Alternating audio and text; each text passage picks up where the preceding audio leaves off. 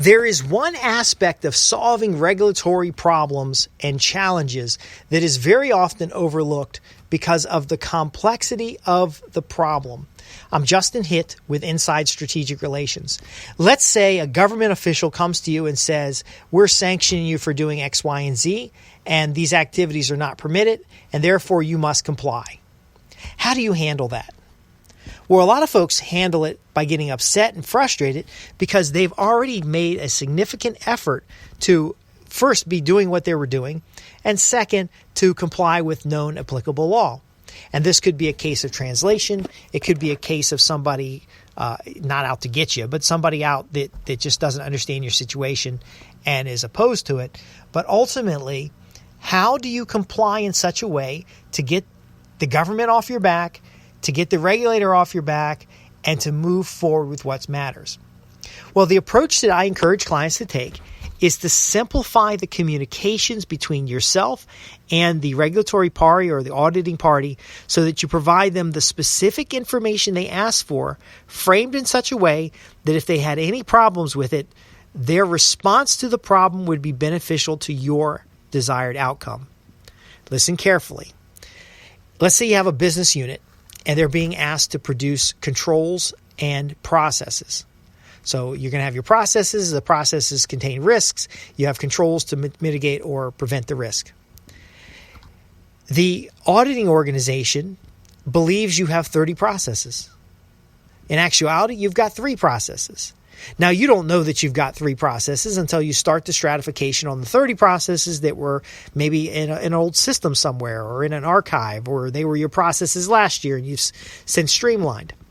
How do you frame the auditor's desire to check every process and focus their effort on the 3 that matter? Well, one example is prioritization. You can recategorize or prioritize your processes in order to narrow the focus of the auditing organization to a specific scope of work. Once they agree to the scope of work, they're not going to add other stuff to it. And if they do add other stuff to it, you can simply put that at the end of the work that you have at hand. You're also going to lay out deliverables. So you'll work with the auditing organization to lay out the specific deliverables that they're looking for to satisfy whatever question that they have. Now, the one thing you don't want to do is say, well, they're not legitimate, that their complaint or concern is not legitimate. Then they'll find other things to go after because they'll believe you're hiding something. But ultimately, by scoping the activity, recategorizing the activity, and also understanding the minimum viable product, you can very often address any compliance or risk situation. So, for example, I have a shed in my front yard. I had a big shed delivered to my house. They couldn't put it behind the house because the space available for it wasn't yet settled. And the driver was concerned that if he put the shed back there, the truck might get stuck and then the shed will fall down the hill or something. So they put it in my driveway. And they said, well, we'll come back anytime and move it as soon as your area is prepared and ready to go. A few weeks later, the city shows up and says, you have an accessory structure in your front yard. Oh, and by the way, all these other things are wrong with your property, and we're also concerned, and we're asking you to stop work and to start working on it. So I had equipment over here to prepare an area for the shed, and they stopped the work of that. They also stopped the work around a couple other activities. Long story short, I get written notification about simply the shed. So in this situation, I'm being held accountable by evidence for the shed. These other activities are either FYI or they were concerns. And no matter how legitimate they are in the mind of the individual who notified me of these or the regulatory agency that brings these up, I can only act on the one that's in paper. And acting on the one in paper requires a framework for compliance. If the other side doesn't provide a framework for compliance, then nothing I provide will be adequate for what they need. And therefore, the interchange is now invalidated, and I don't have to provide anything other than status on the written request.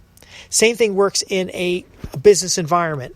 A business process management group comes along and says, you've got 30 processes and we need to stratify these processes. That means we need to break these processes down to determine the risks and controls. and specifically walk through each of these so that we have proper documentation. Now, through this process, you discover you actually only have 3 processes, and the 30 things they're talking about are more procedurals clustered under these 3 specific areas. Now, if you've already started the stratification for the processes, you'll be working with people who stratify processes. That's what they do. And if you tell them, we don't need to stratify this process because it's an invalid process, and they believe it's a valid process, they're going to go through the stratification. So what you can do in this case is you can, again, get an outside ruling to invalidate the process or to subjugate the process, making it a sub-process to some other activity, which would allow you to consolidate the 2 activities. Or you can ultimately go back to the beginning of their process, the auditing process or the stratification side process, and then work your way through with the proper number of processes.